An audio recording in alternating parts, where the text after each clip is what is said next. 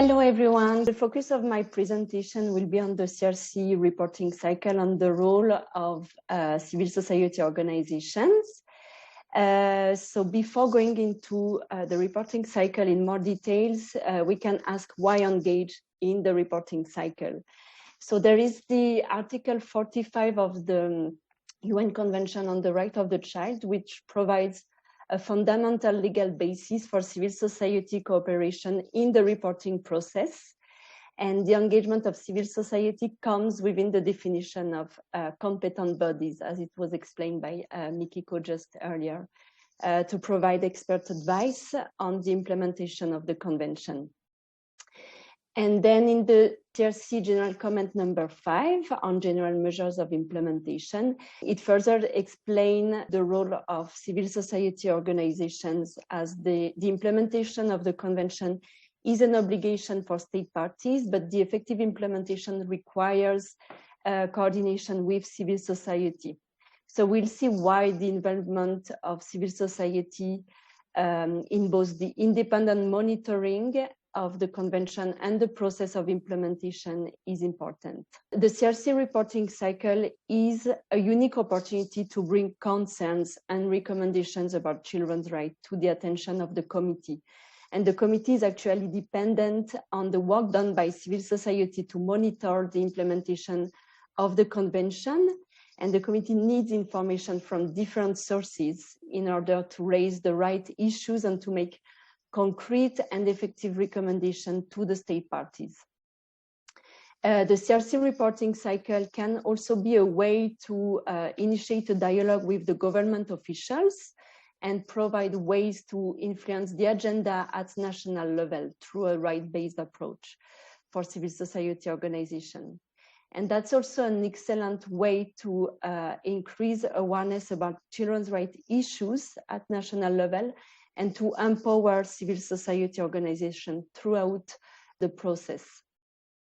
And finally, that's an excellent way to monitor and to advocate for children's rights in your country by using the reporting cycle as a basis of a work plan, for instance, and also to consider how to incorporate the related activities into your advocacy work. So who can engage in the reporting cycle? Any independent children's rights defenders working at national, regional, or international level.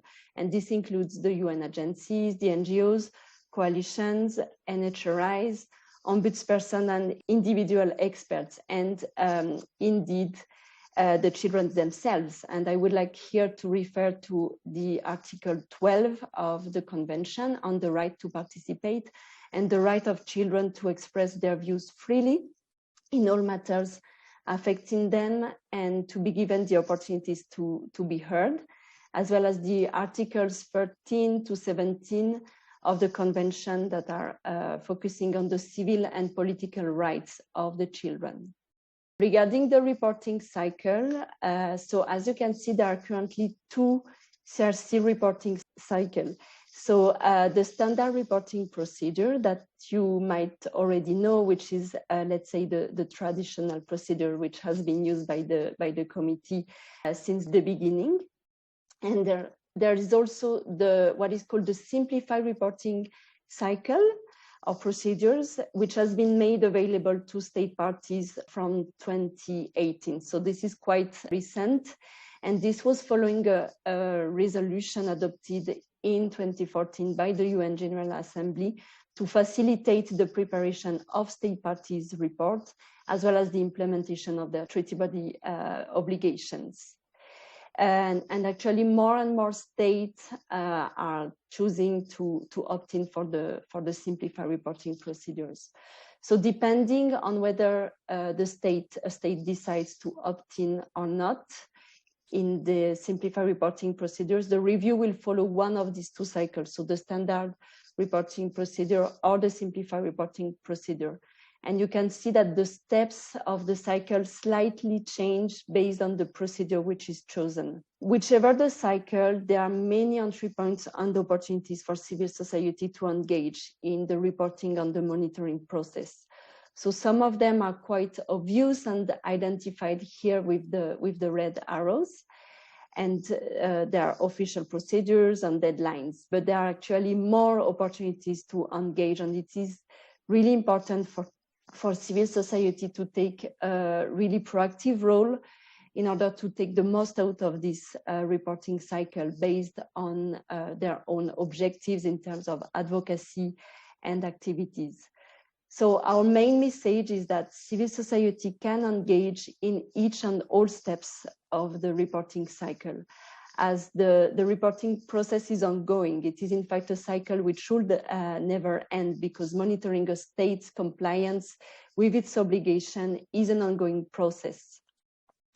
And also the engagement can start at any step of the process. But what we do encourage is indeed a continuous and long-term engagement in order to have a sustainable impact of your engagement. And unfortunately today I cannot go into the details of both cycles, but I will walk you through the standard reporting cycle in more details. But before that, I just wanted to highlight some of the key differences between the standard and the simplified reporting procedures. So starting with the length of the cycle, which is different for the state and for the civil society. It is simplified for the state because under the simplified reporting procedure, it is shorter, and the state has to submit only one report as opposed to two under the standard reporting cycle. But some of the key difference is that under the simplified reporting cycle, the cycle is initiated by submission from civil society. So that's really an opportunity for you to influence the cycle from the very beginning, while under the standard reporting cycle, it is initiated with a state party report. And then the focus is also different, because under the simplified reporting procedure, the review is supposed to focus on areas that are seen as priority issues, while under the standard reporting procedure, there is a more broad scope. Standard reporting cycle, so that I can present you all the opportunities of engagement. So already from the starting point, which is the submission of the state party report, you can be active and remind the states about its obligation to submit a report. And Ilaria covered the issue of late reporting, and that's a big issue because the cycle cannot start without the submission of the state report. And the process of preparing a state party report should be broad and participatory. So it is a state party obligation to consult civil society when drafting the report to get their views and information. So I can invite you to check the state party report of Iceland, which was recently submitted, and in which you can find an annex with explanations of what the state did in order to consult children to inform the state party report. So at this stage, you can already start doing awareness raising by disseminating the state party report, which is a public document, and making everyone aware that the review is starting. And then comes the alternative report, so the submission by civil society. So through the alternative reports, stakeholders can send information to the committee to help to identify key issues, the main areas of concerns, and the challenges at national level, and for the committee to have a better understanding of the context. You can provide comments on the state reports, any gaps, any issues that it does not address. And you can also suggest already recommendations that the committee should address to the state party. And indeed, at this stage, children should be empowered to submit their own inputs through their own activities and initiatives. And this can be in any format that they would like poems, films, artwork. So not necessarily a written report, but it can also be a video, for instance. And it is important to stress that such submissions can be sent in a confidential way. as a way to prevent reprisals against those that submit sensitive information, and of course, depending on the context at national level. 3 months after the submission of the reports from the civil society, civil society can request an invitation to participate in a meeting with the committee, and the invitations are based on the relevance and scope of the reports and information submitted.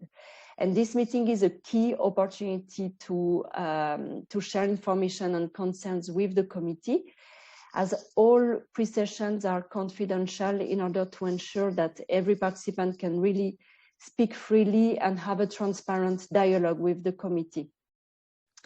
And in addition, there's a separate children's meeting with a different format, but children can still indeed participate in the pre-session alongside with the NGOs and other stakeholders.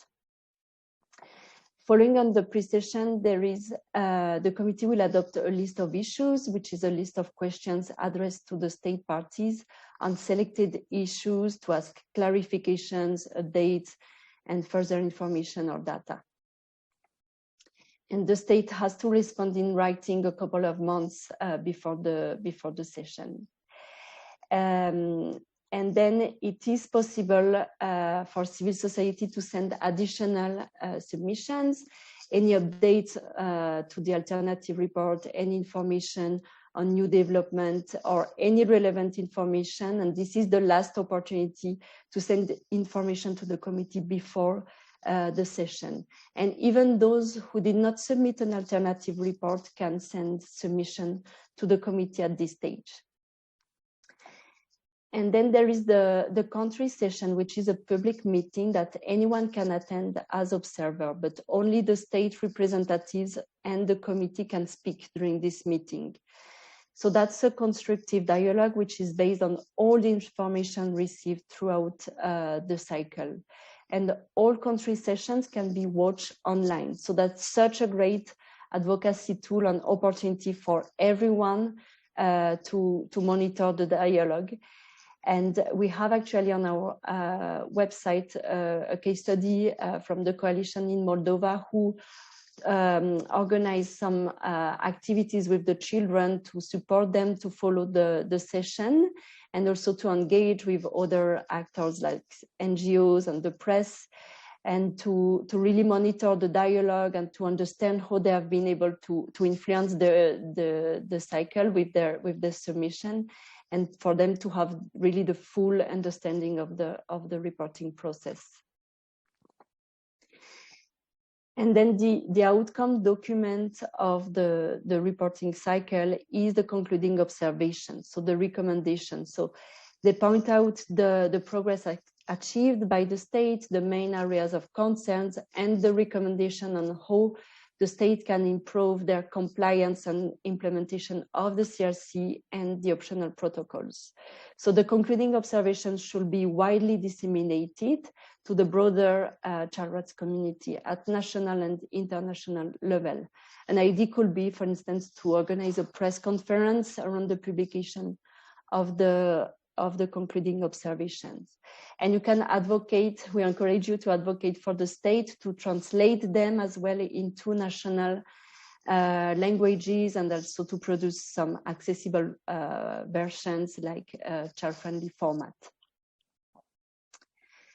A very important step is the period which is called the follow-up between the publication of the concluding observation and the next reporting cycle, during which the state is expected to follow up on the recommendation. And while this is a state's duty to implement such changes, the children's rights defenders have an important role to play during this period in order to encourage, to support, and also to monitor the state's actions during that period. And the committee does not have a formal follow-up procedure and will review the progress only at the next periodic review. So for both the state party and civil society, the concluding observation does not and should not signal the end of the reporting cycle, but this is really a key period to secure a real impact on the law, on the policy, and on the practice at national and local levels. So a couple of activities that civil society organizations can do during this period include using the concluding observations to reinforce long-term advocacy objectives, or to develop, to use it to develop a work plan, for instance. Also developing some tools to monitor and to measure the implementation and the progress made by the states. Whenever it's possible to work with the government in order to establish an open dialogue and to discuss the steps which can be taken, and also, for instance, to encourage the state to prepare an action plan or a roadmap for the next 5 years. An example, in New Zealand, there is a group which monitors the government's response to the concluding observation. And the group is composed with the Office of the Children's Commissioners, the Chappuis Coalition, and UNICEF New Zealand. So they meet regularly in order to monitor the progress and to produce regular reports. You might also want to decide to organize a follow-up visit by committee members in order to meet with government officials, civil society, and indeed the children, in order to discuss the steps to take in order to follow up to the recommendations. Indeed, we also encourage to engage with the other human rights mechanisms and other treaty bodies, the UPR, to cross-reference the UN recommendations. What kind of information to submit? So it can be a comprehensive or a thematic report, individual or joint submissions. And it is extremely important for the committee to receive specific, reliable, and objective information. So this includes evidence-based information, disaggregated data, statistics, and emblematic cases. And then regarding the structure, you can follow the clusters of rights. So organize your report following the clusters of rights rather than the article of the convention, since the alternative reports are meant to complement the state reports.